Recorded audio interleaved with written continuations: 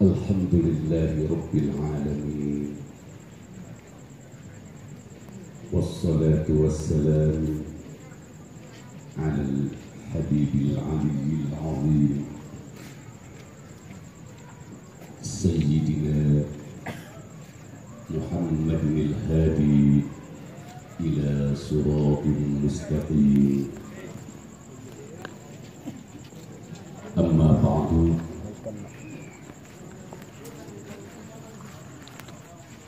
أحباب رسول الله صلى الله عليه وسلم، السلام عليكم. كتب ربكم على نفسه الرحمة أنه من عمل منكم سوءا بجهالة ثم تاب من بعده وأصلح فأنه غفور رحيم. غفر الله لنا ولكم ولمشايخنا ولمرشدنا ولجميع من علمنا وجميع المسلمين والمسلمات فاستغفروه إنه هو الغفور الرحيم. Yang Allah muliakan, yang amat kita cintai, ayahanda rohani kita, pembimbing ruhaniyah, pembawa iradah kita untuk mahabbah dan duduk di alam hadratil qudsiyah melalui thariqah An-Naqsabandiyah Al-Khalidiyah, Abuya beserta keluarga besarnya dan para putra dan putrinya, termasuk cucu dan cicitnya, seluruh darah dari Abuya Mudawali, juga yang saya hormati dan Allah muliakan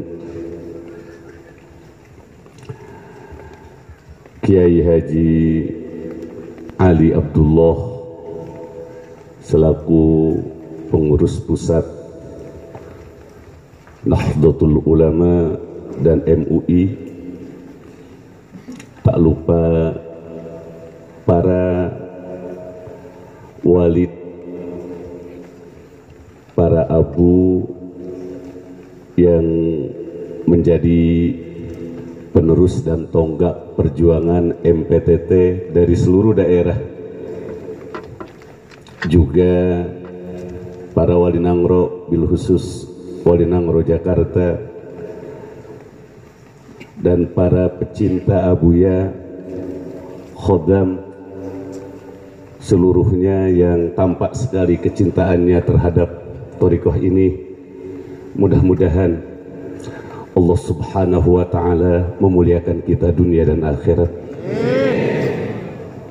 Dan kita minta dengan seikhlasnya, semoga Abuya panjang umur, sehat walafiat, bisa membimbing kita sampai duduk di alam hadratil qudsiyah.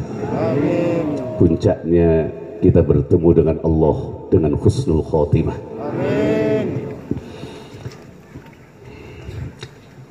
Abuya yang saya hormati dan Allah muliakan, juga para hadirin, saya amat bersyukur terlebih-lebih pada sekarang ini bisa pulang ke Labuan Haji Pawoh mencium wangi tangan Abuya.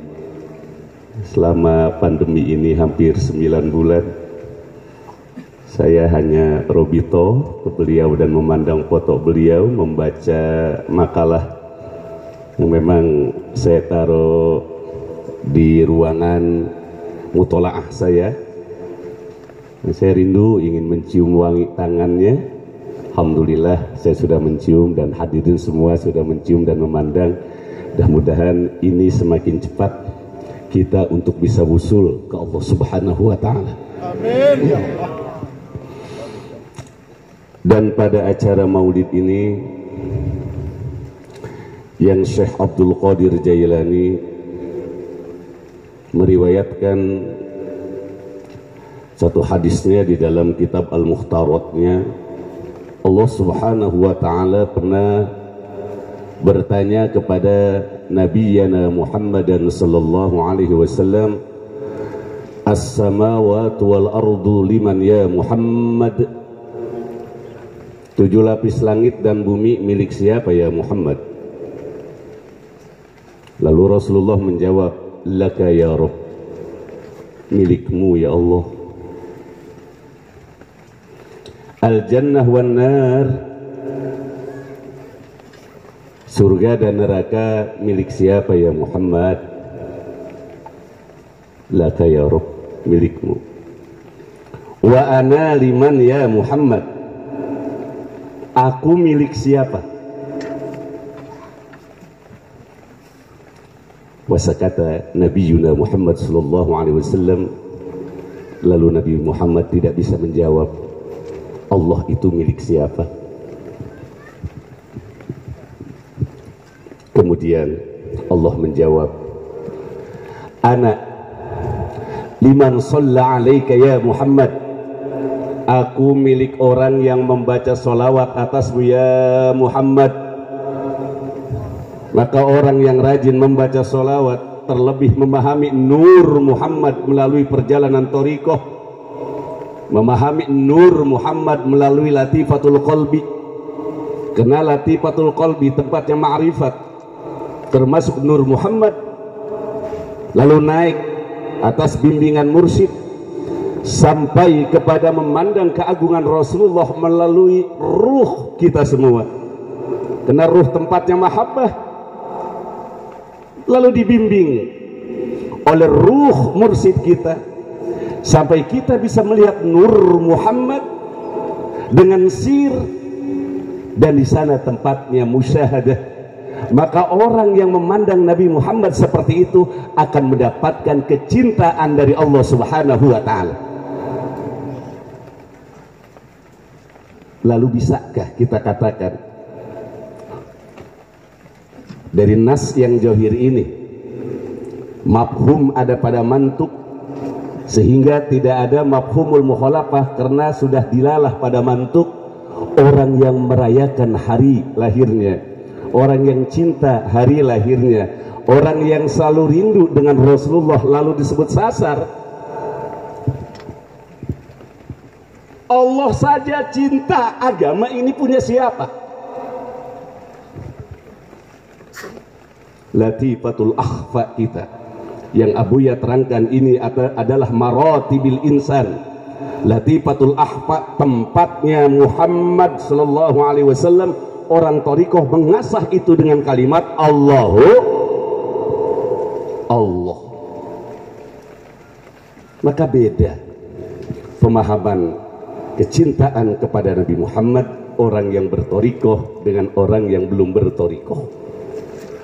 Maka thariqah dari dulunya gerbang besarnya ingin dirubuhkan, tidak akan pernah rubuh. Kalau thariqah Naqsabandiyah akan rubuh dari zaman Imam Bahaiddin An-Naqsabandi ratusan tahun dulu, dari Imam Al-Harawi, dari Imam Al-Ghazali. Nyatanya semakin dipelajari, semakin menarik, semakin dibenci, semakin besar, dan semakin banyak orang yang semakin cinta dengan Allah melalui perjalanan thariqah. Pegang sampai tadi terangkan oleh Yai Ali, pegang wa'addu bin nawajid, gigit dengan gerahammu thariqah Naqsabandiyah ini, jangan sampai lepas sekalipun langit pecah. Kalau kita ingin mendapatkan kecintaan dari Allah dan Rasulullah sallallahu alaihi wasallam,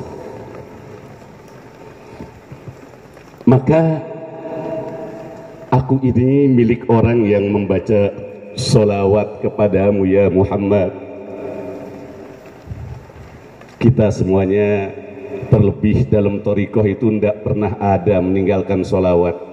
Bagaimana Abuya sebelum kita tawajuh, setelah kita sholat, bahkan acara seperti ini, pernahkah kita berani meninggalkan nama Nabi Muhammad? Tidak. Ini adalah jalan yang penuh dengan cahaya, safail muamalah,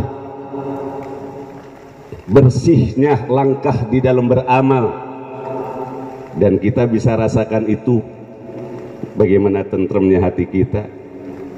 Maka hadirin rahimakumullah, Nabiyuna Muhammad sallallahu alaihi wasallam, laqad ja'akum minallahi nurun wa kitabun mubin. Laqad ja'akum minallahi nurun, nur ay huwa Muhammadun sallallahu alaihi wasallam, wa kitabun mubin ay Al-Qur'an. Telah datang kepada kamu nurun, Muhammad. Ditafsirkan oleh tafsir Qurtubi, nur diartikan Muhammad karena memang Nabiuna Muhammad sallallahu alaihi wasallam adalah nur, baik nuron hissiyan wa nuron ma'nawiyan. Tatkala Rasulullah sallallahu alaihi wasallam keluar, maka langsung cahaya memancar dari diri ibunda Aminah binti Wahab. Memang cahaya Rasulullah. Kusurus Syam, bangunan-bangunan Syam bercahaya, hisian wa ma'nawiyan, dan kita selamat dengan cahaya nur Muhammad. Kita bisa semakin ikhlas mudah-mudahan di dalam ibadah karena cinta dengan Nabi Muhammad. Maka Nabiuna Muhammad adalah cahaya, maka semua thariqah akan tertolak, tidak akan diterima oleh Allah thariqah apapun yang tidak iktida kepada Nabiuna Muhammad sallallahu alaihi wasallam, yang tidak qodama sidqin, mengikuti langkah Rasulullah. Karena tidak mungkin seseorang bisa sampai kepada kecintaan dari Allah kalau dia tidak berada gerbang Muhammad. Maka di saat orang sudah berada pada gerbang Nabi Muhammad, awas, hurimat muharabatuhu, jangan kamu perangi orang-orang yang mencintai Nabi Muhammad dan ajarannya. Jangan kamu benci orang-orang yang berada di jalan Nabiuna Muhammad, baik dari syariat Islam, iman, ihsan. Jangan. Ini yang berbicara ulama-ulama besar, di antaranya gurunya Sekandari Abu Abbas Al-Mursi, kata saya Imam As-Sadiri, iyyaka wa mu'adati ahli la ilaha illallah fa inna laha wilayatal aliyah wa hum awliyaullah. Awas, iyyaka, kalau kita belajar ilmu nahu ini disebut dengan tahdzir. Iyyaka wasyarra, tanbihul mukhatab. Jangan sekali-kali kamu membenci ahli la ilaha illallah,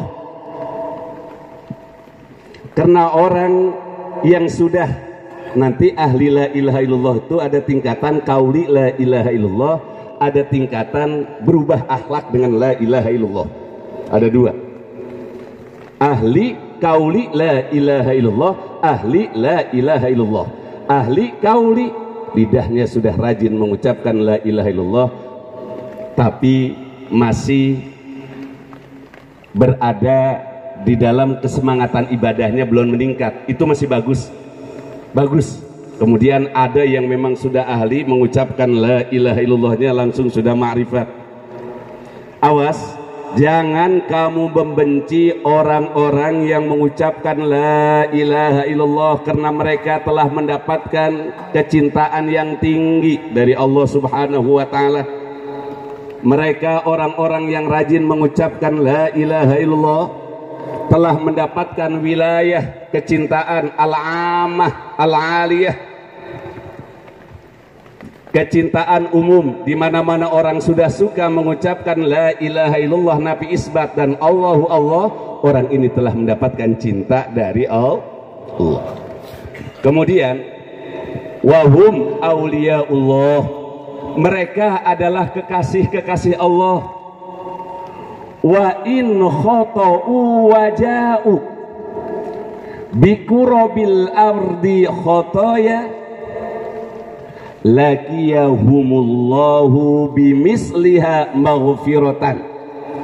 Jika saja orang-orang yang mengucapkan la ilaha illallah, dia datang ke Allah dengan membawa dosa yang banyak, maka Allah akan menjemput mereka dengan ampunan yang sesuai dengan dosanya.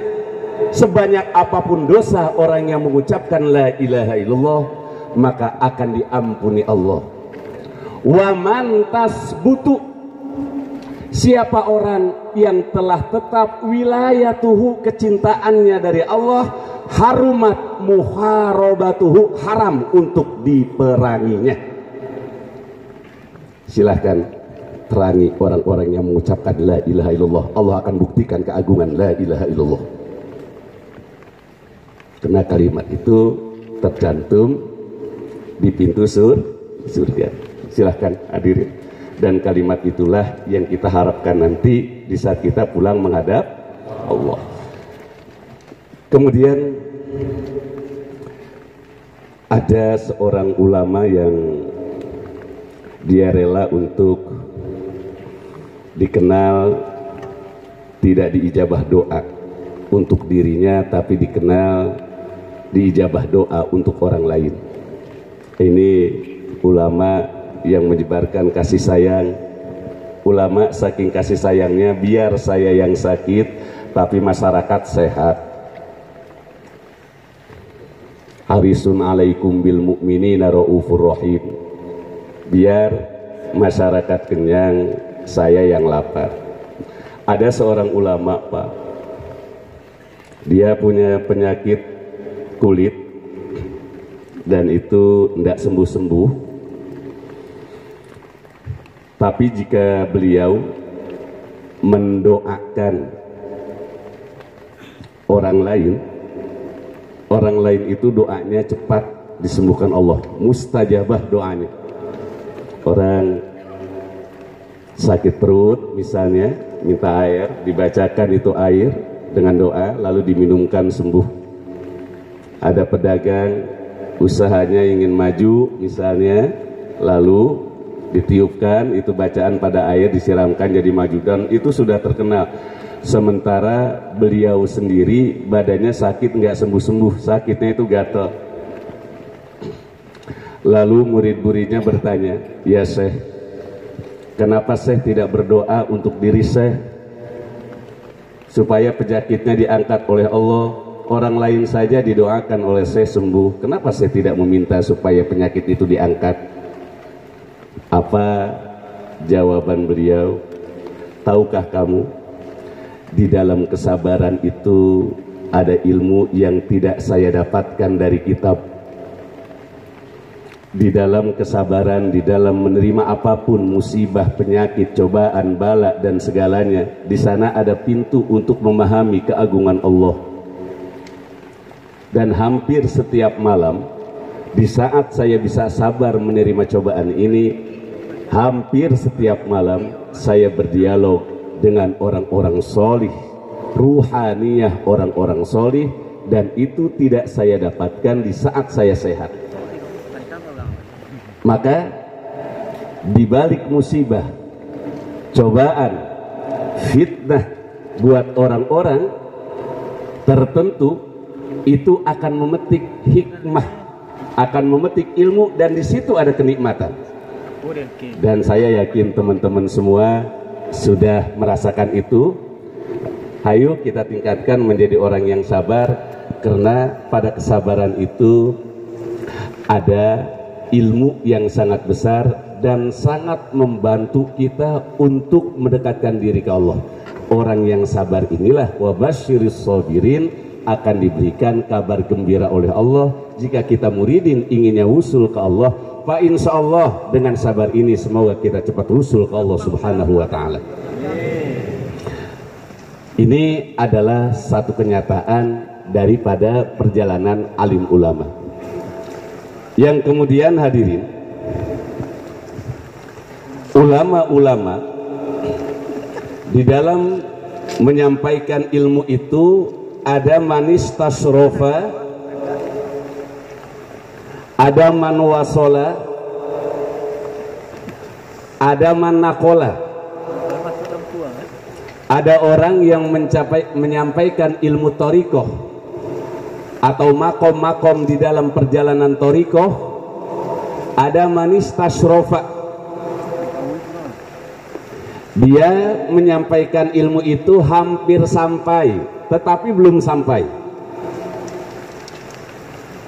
Dia belum menduduki makom tadi. Kalau zuhud, dia belum menduduki makom zuhud, tapi dia sudah merasakan manisnya zuhud. Dia belum sampai kepada makom yakin, tapi dia sudah menceritakan yakin. Ini manis tasrofa. Cirinya orang ini, jika dia menyampaikan satu tentang makom yakin, ada kebahagiaan di saat menyampaikannya. Yang kedua, ada manwasola. Ada orang yang menyampaikan yakin itu memang dia sudah sampai, sudah menduduki makom yakin, dan cara dia menyampaikannya dengan lembut dan tenang. Kamal adah, sebagaimana dia biasa menyampaikan ilmu-ilmu yang lain. Baru yang ketiga, ada mannakola. Ada orang yang menyampaikan satu makom atau ilmu-ilmu dari torikoh ini atau tasawuf ini yang disebut dengan falsafah, dengan tasawuf falsafi, menyampaikan makom-makom tadi. Mannakola, dia ambil dari buku-buku dan kitab-kitab, dan dia sendiri belum mengamalkan. Ini perbedaannya cukup jelas sekali. Buat yang mannakola, yang dia mudarosah kitab, mutolaah kitab, cirinya di saat ditanyakan hal-hal detil, dia tidak bisa menjawabnya. Kenapa tidak bisa menjawabnya? Karena dia belum merasakan tentang makom tadi. Bagaikan orang yang tahu Mekah dari buku. Dia tahu posisi Hajar Aswad di mana, kemudian Hijir Ismail di mana, mulai Tawaf di mana, tapi belum pernah ke Mekah. Berbeda dengan orang yang sudah berada di Mekah, lalu dia menggali ilmu banyak di sana dan disampaikan kepada orang lain. Maka di saat dia menyampaikannya, kita dengar, terasa nikmat di telinga kita. Lalu kita terbuka untuk memahami Mekah. Begitu juga jalan menuju Allah subhanahu wa ta'ala. Buat orang-orang yang belum menjalani torikoh, lalu dia menjelaskan tentang torikoh, maka torikoh yang iktibarnya begitu jelas, faqad khofiya, menjadi samar. Karena semua dalam perjalanan torikoh kulluha bil isyarah. Torikoh itu ilmu kami, kata Imam Junaid al-Baghdadi, bil isyarah. Kalau isyarah itu sudah diiktibarkan, jadi khofiyah, jadi samar. Untuk memahami torikoh, untuk memahami jalan makom-makom, maka kita harus mengambil dari orang-orang yang sudah duduk di sana. Itu yang disebut dengan mursyid. Maka tidak mungkin, Pak, kita bisa wusul ibu dengan membaca Ihya Ulumuddin, dengan membaca kitab misalnya Al-Hikam, tanpa adanya bimbingan guru. Itu tidak mungkin. Saking pentingnya seorang mursyid, Nabi Yuna Muhammad sallallahu alaihi wasallam pun dibimbing untuk Isra wal Mi'raj dengan malaikat Jibril. Apalagi kita Mau jalan sendirian ya ndak bisa. Para sahabat juga begitu, dididik oleh Rasulullah. Para tabi'in dididik oleh para sahabat sampai tabi'in. Maka kita sudah berada dalam jalan yang benar, lembaran yang tepat. Tinggal kita istiqomah di dalam menjalankan thariqah ini. Fa insyaallah hadirin rahimakumullah, dengan thariqah ini kita akan memiliki akhlak yang baik dan sabar. Kenapa? Karena akhlak ini amat penting sekali. Bagaimana akhlak kita di dalam beribadah? Anta'budallah ka'annaka tarah fa in lam takun. Orang thariqah enggak meneruskan hadis itu. Ubudullah ka'annaka tarah fa in lam takun tarah. Orang thariqah malu meneruskan hadis itu. Sembahlah Allah seakan-akan kamu melihat Allah. Ini adab, ini akhlak di dalam beribadah. Seakan-akan kamu melihat Allah. Fa in lam takun tarah, kalau kamu tidak bisa melihat Allah di dalam ibadahmu atau di saat kamu berzikir, orang thariqah pasakata, diem. Dia malu meneruskan hadis itu. Itu al-isyarah dari Rasulullah sallallahu alaihi wasallam. Orang thariqah itu yang dikejar ingin memandang Allah melalui mata hatinya, melalui sirnya, karena sir tempat musyahadah yang sering diterangkan dalam ajaran thariqah dan ajaran Buya. Maka kalau kita menyebut Allah lalu tidak bisa memandang Allah, karena di dalam hati kita ada cinta siwallah, ada cinta selain Allah. Kalau betul di dalam hati kita tidak ada dunia, bukan nggak boleh punya dunia hadirin. Sebab punya dunia kalau kita bersyukur itu lebih baik ketimbang kita tidak punya tapi tidak sabar. Tidak apa-apa kita berada di dalam mobil mewah tapi hati kita nggak pernah lupa kepada Allah, ketimbang berada di mobil butut hati kita syirik dengan orang lain. Betul. Orang thariqah sekalipun rumahnya mewah, mobilnya mewah, tetap itu mobil dan rumah tidak akan pernah ada di hati, karena hatinya sudah diajarkan hati hanya untuk ma'rifat kepada. Awas jangan suka ketipu. Misalnya ada mursyid rumahnya bagus, mobilnya bagus, oh cinta dunia. Jangan disamakan semua orang begitu. Contohnya Ibnu Athaillah Sekandari, tatkala beliau dialog dengan Ibnu Taimiyah. Ibnu Taimiyah itu nggak suka dengan thariqah karena penampilan orang thariqah yang tidak rapi. Pada masa itu mungkin thariqah yang seperti apa? Kemudian kata Ibnu Athaillah Sekandari, apakah kamu tidak melihat penampilan aku? Rapihan mana penampilanku dengan kamu? Orang thariqah bukan tidak boleh dunia, tidak boleh mencintai dunia. Di hati kita hanya ada Allah, dunia cuma kita letakkan di tangan, bahkan letakkan di bawah kaki, bahkan Sayyidina Ali majipah. Sehingga kalau kita sudah masuk thariqah, inilah yang dimaksud Abuya. Seorang pejabat masuk thariqah, pejabatnya milik Allah dan dia semakin dekat dengan Allah. Seorang kaya tatkala semakin bertambah hartanya semakin dekat dengan Allah dan semakin banyak malunya dengan Allah. Dengan thariqah orang kaya akhlaknya jadi bagus, seorang pejabat jadi bagus, apalagi buat orang-orang yang memiliki ilmu agama. Tadi sudah diterangkan, sekalipun orang itu jago baca kitab dan segalanya, untuk mengenal Allah bukan pandai baca kitab. Karena itu manakola. Kalau manakola ditanya tentang masalah-masalah detil perjalanan menuju Allah, wasakata, dia nggak bisa menjawab apa-apa. Dan rancuh di saat dia tidak bisa menjawab, lalu ada ta'assub, kesombongan bahwa saya yang pandai. Orang thariqah bisa menyelesaikan masalah-masalah kecil dalam perjalanan thariqah.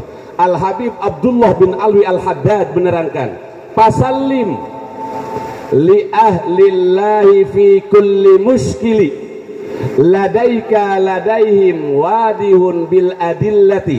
Kalau kamu tidak mengerti dan paham tentang masalah-masalah yang muskil, jangan kamu salahkan orang-orang yang alim, tapi tanyakanlah dalilnya kepada mereka. Wadihun bil adillati, masalah yang sulit buat mereka itu menjadi mudah dan jelas. Jadi kadang-kadang kita tidak mau bertanya tentang masalah-masalah pelik dalam perjalanan thariqah. Tanyakan dengan mereka, dengarkan dan dengarkan dengan mata hati. Maka kita akan merasakan betapa benar apa yang telah disampaikan oleh guru-guru thariqah kita. Siapa yang lebih pandai daripada Imam Ibnu Athaillah pada masa itu? Ibnu Athaillah Sekandari, beliau kemudian berguru kepada Abu Abbas Al-Mursi. Padahal beliau qadi dari madhab Maliki. Dia berkata, apa yang disampaikan oleh Abu Abbas Al-Mursi, saya tidak menemukan istilah itu dan banyak yang tidak saya paham. Saya yakin ilmu itu didapat bukan dari tukilan kitab, langsung dari Allah Subhanahu wa taala. Lalu Abu Abbas Al-Mursi siap menjadi guru untuk Ibnu Athaillah As-Sekandari. Ulama-ulama dulu seperti itu, hadirin rahimakumullah. Bahkan kalau kita ingin mulia, dekati orang-orang mulia. Bapak Ibu tahu seorang ulama besar yang bernama Taqiyuddin Subki. Taqiyuddin Subki seorang qadi, punya anak yang bernama Tajuddin Subki. Tajuddin Subki pengarang Jam'ul Jawami. Di dalam mengarang kitab Jam'il Jawami, beliau mutolaah kitab Mi'ata Musannaf, 100 karangan ulama usul dikarang. Bahkan ada kitab yang sangat fenomenal sekali, yaitu karangan Imam Ibnul Hajib yang bernama Mukhtasar, disarahan kitab Ibnul Hajib Al-Mukhtasar jadi Sarah Al-Mukhtasar. Tahukah kita kenapa Imam Tajuddin menjadi ulama besar seperti itu? Karena ayahandanya Taqiyuddin Subki, jangankan dengan ulama yang masih hidup, ulama yang sudah wafat saja beliau amat menghargai. Tatkala Imam Taqiyuddin Subki mendatangi tempat baca hadisnya Imam Nawawi, Zakaria Al-Ansari, dia datangi. Lalu tempat mutolaahnya itu dia berkata begini, wa fi daril hadis latifu ma'na ala bastin laha asbu wa awi asa anni amusu bihari wajhi qadaman makanan qadaman massahun Nawawi. Beliau datang ke tempat mutolaahnya Imam Nawawi, lalu dia berkata, di tempat inilah seorang ahli hadis menulis hadis. Saya akan letakkan wajah saya pada karpet merah ini, karpet Asrofiyah, karena memang pada saat itu rajanya Asrofiyah. Lalu beliau letakkan wajahnya di atas karpet dengan harapan mudah-mudahan wajah yang saya tempelkan pada karpet ini bertepatan dengan Qadaman Nawawi, telapak kaki Nawawi waktu hidupnya. Maka kalau kita mendatangi ulama yang masih hidup, seperti apa keberkahannya? Dan beliau memiliki anak yang begitu cerdas. Muridnya kita lihat Abdurrahman Al-Iraqi. Abdurrahman Al-Iraqi punya murid yang menyerahi Jam'ul Jawami. Siapa? Samsuddin Al-Mahalli. Akhirnya dari guru yang besar turun murid yang besar, cucu-cucu yang besar. Kita ingin, Pak, anak kita ini menjadi ulama besar. Lalu bagaimana anak kita menjadi ulama besar kalau kita membenci ulama-ulama yang besar? Mulailah dari diri kita. Jika kita ingin memiliki anak yang besar, ilmunya barokah, dekati orang-orang yang barokah, jangan jauh-jauh. Al-harokah barokah, jangan di rumah saja, dekati alim ulama. Bayangkan, Pak, kita kumpul seperti ini, lalu ada seorang yang dicintai Allah masuk surga, ke bawah semuanya, hadirin rahimakumullah.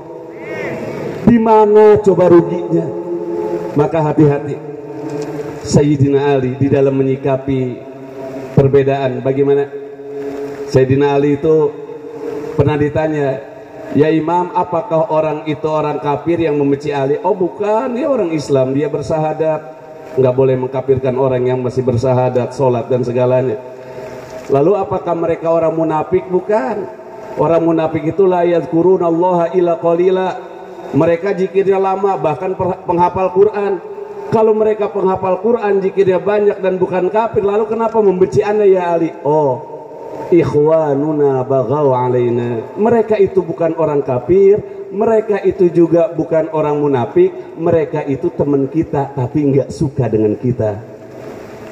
Mereka teman kita, sama-sama menyembah Allah, cuma nggak suka dengan kita. Maka nanti biarlah pengadilan Allah yang akan menyelesaikan. Oleh karenanya hadirin, apa yang kita lakukan ini kalau ibarat tiang ini sudah kuat, sangat kuat sekali, apalagi isyaroh di dalam thariqah. Kalau orang tidak percaya dengan dalil isyaroh, berarti dia tidak percaya dengan dilalah iqtida. Kalau tidak percaya dengan dilalah iqtida, berarti nggak percaya dengan dilalah iltijam. Kalau tidak percaya dengan dilalah iltijam, berarti nggak percaya dilalah tadamun. Mantek semuanya ilangin, usul fikih semuanya ilangin, rubuh kekayaan Islam. Dilalah isyarah di dalam Al-Quran ada mana? Misalnya Allah Subhanahu wa taala berfirman, "Uhilla lakum lailatas siyami rafasu ila nisaikum." Ini isyarah bahwa orang yang berpuasa tatkala sebelum sholat subuh dia masih junub, puasanya sah. Isyarotan, sekalipun itu makna tidak dimaksud. Tapi ulama fikih menjelaskan, orang yang tadinya junub lalu dia belum mandi, subuh sudah datang, sah puasanya. Dilalah isyarah. Thariqah semuanya dilalah isyarah. Laki perempuan nikah, kata thariqah, apabila syariat dan hakikat dikawinkan, maka akan lahir ma'rifat. Kita diajarkan syariat, kemudian diajarkan hakikat, diajarkan syariat, kemudian thariqah, maka tentu akan sampai kepada hakikat. Itu pernikahan yang bagus gitu, pakot tahakkok. Maka wajar. Bapak-bapak, saya yakin ibu-ibu nih, ibu-ibu dan bapak-bapak yang sudah dididik oleh Abu Ya Tawajuh dan segalanya, apa yang disampaikan oleh orang-orang yang bisa baca kitab itu udah sama bapak-bapak. Udah kerasa, karena bapak udah mendapatkan rasa itu. Bener. Karena sudah ditarbiyah. Kenapa hadirin? Dikarenakan al-ibarah qutul arwah. Penjelasan para guru adalah makanan ruhaniyah kita. Walaisa laka illa ma anta akilun. Maka apapun yang disampaikan mursyid atau seorang guru, bapak dan ibu-ibu memahaminya tentu beda-beda sesuai kedekatan bapak dengan ibu-ibu. Maka kira-kiranya Imam Junaid al-Baghdadi pernah ditanya, "Ya Imam Junaid, kenapa Anda menyampaikan ilmu agama begitu tinggi di hadapan masyarakat yang beraneka ragam?" Apa jawaban beliau? "Ilmuna mahfuzun la ya'khudhuhu ghairu ahlih." Ilmu kami ini dijaga oleh Allah Subhanahu wa taala. Ilmu kami menjelaskan tentang keagungan Allah, asma dan sifat Allah, pintu gerbang untuk memahami hakikat. Maka tidak akan pernah dibukakan oleh Allah orang-orang yang bukan ahlinya. Yang dibukakan oleh Allah itulah orang ahli Allah. Tidak mungkin murid-muridku ini salah memahami ilmuku ini. Mereka yang satu sampai pada tingkatan kedua, dia akan memahami apa yang saya sampaikan sesuai dengan tingkatannya. Mereka yang ke tingkatan ketiga akan memahami pada tingkatan ketiga. Seperti itu dalam thariqah. Jadi insya Allah tidak ada sasar di dalam thariqah, mahfuzun, dijaga oleh Allah Subhanahu wa taala. Lalu kenapa Pak? Orang sangat membutuhkan thariqah hampir seluruh dunia. Bahkan orang yang dosanya banyak banget, perampok, pencuri, tatkala masuk thariqah itu langsung akhlaknya baik. Karena thariqah itu mengajarkan tentang lillah, billah, fillah, itu syarat ikhlas. Orang kalau tidak belajar tentang lillah, billah, wa fillah, lillah karena Allah ibadahnya, billah dengan pertolongan Allah, fillah bersama di dalam Allah, sampai fana. Kalau tidak belajar fana Pak, susah untuk menghilangkan kemaksiatan. Maka kenapa tidak cukup dengan wujud kidam baqo mukhalafah lil hawadis? Tidak cukup dengan ilmu fikih. Bukan fikih nggak penting, awas, tanpa fikih nggak bisa. Di sini pondok pesantren diajarkan sampai mahali. Jangan takut, itu semua udah selesai. Masa nggak percaya dengan ilmu syariat pondok pesantren Darul Ihsan? Kenapa yang dibutuhkan adalah ilmu seperti yang diajarkan oleh guru kita, mursyid kita. Kalau kita ingin menghilangkan asin pada ikan asin, maka jika kita rendam pada air yang tidak asin, maka semakin asin. Ikan asin jika kita rendam di air yang tawar, maka tidak akan menjadi tawar itu ikan. Betul apa betul? Dia semakin asin. Lalu bagaimana untuk mengangkat asin pada ikan asin? Maka kasihlah garam yang kadar garamnya lebih asin daripada ikan asin. Tatkala kadar asin pada air tersebut lebih asin daripada ikan asin itu sendiri, tatkala ikan asin dicelupkan, diangkat, maka ikan asin menjadi tawar. Di saat rasa maksiat, cinta, narkoba, membunuh dan segalanya sudah menjadi kebiasaan dan tidak bisa diangkat dengan sifat 20 karena memang sudah melekat di dalam hati, maka cara mengangkatnya harus mengenal sifat Allah. Di saat dia sudah mengenal sifat Allah atas bimbingan mursyid, maka dia lupa dengan maksiatnya. Maka dari situlah kita lihat teman-teman, kadang saya suka malu anak-anak Jakarta aja ya, bimbing ayang sama wali Jakarta, mereka baru menyebut nama Nabi aja udah nangis, belum la ilaha illallah belum mulai aja udah nangis. Itu kadang-kadang mengalahkan para santri. Kenapa? Kadang-kadang santri merasa bisa ngaji, tatkala baca la ilaha illallah yang timbul ngajinya, maka tidak ada kenikmatan la ilaha. Sementara tadi anak-anak jalanan belum mulain Pak, baru Abdul Dzikri Fa'lam nangis. Kenapa Pak? Karena memang sudah memahami dan betul-betul mencari, ingin menghilangkan diri dengan kalimat tauhid. Mudah-mudahan Allah berikan itu kita sampai yaumil qiyamah. Hadirin rahimakumullah,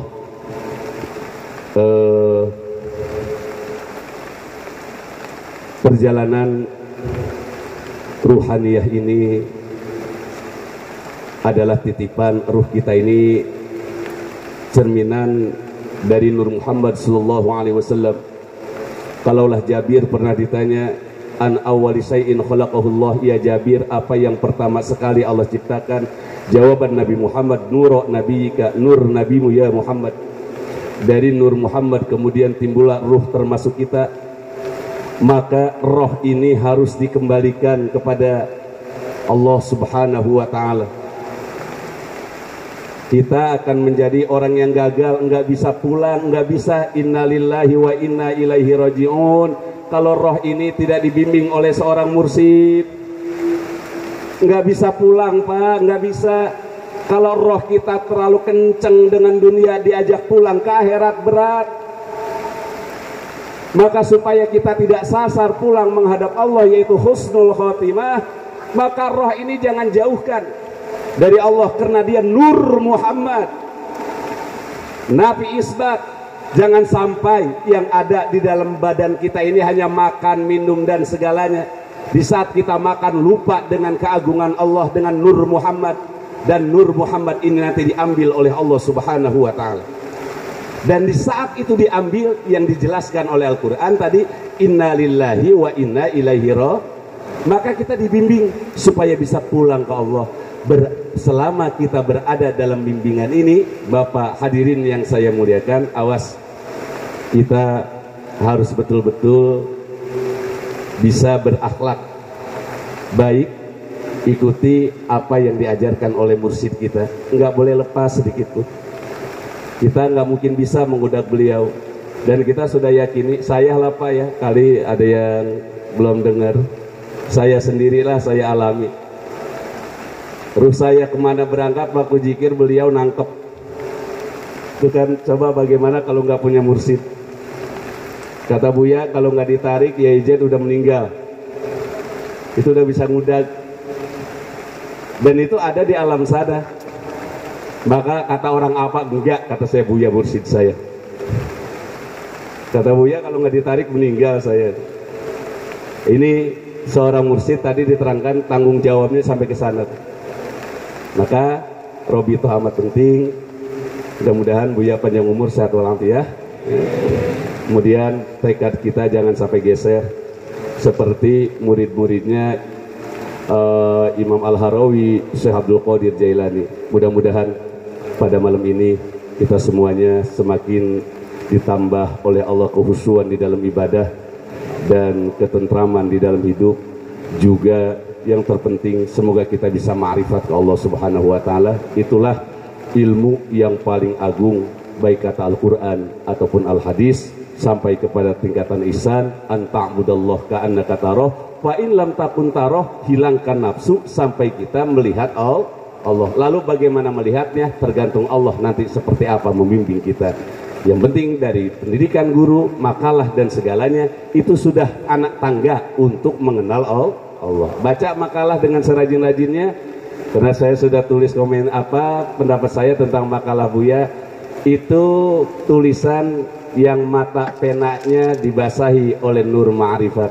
Jadi goresan-goresan daripada makalah Abuya itu digerakkan oleh lautan ma'rifat. Jadi tidak berjalan dengan sendirinya. Buktinya mana? Kalau kita baca 3 kali, kita baca 7 kali, yang kita pahami beda-beda. Dan selalu mendapatkan ilmu yang baru.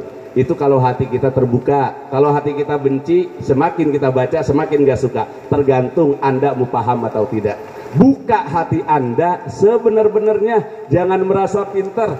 Kita baca sekali, pahamnya beda dengan 2 kali. 2 kali, pahamnya beda dengan 3 kali. Karena itu tinta berjalan dari lautan ma'rifat. Mudah-mudahan semuanya rajin membaca makalah. Dan itu aja yang bisa saya sampaikan. Mudah-mudahan ada manfaatnya. Akhirul kalam. Assalamualaikum warahmatullahi wabarakatuh.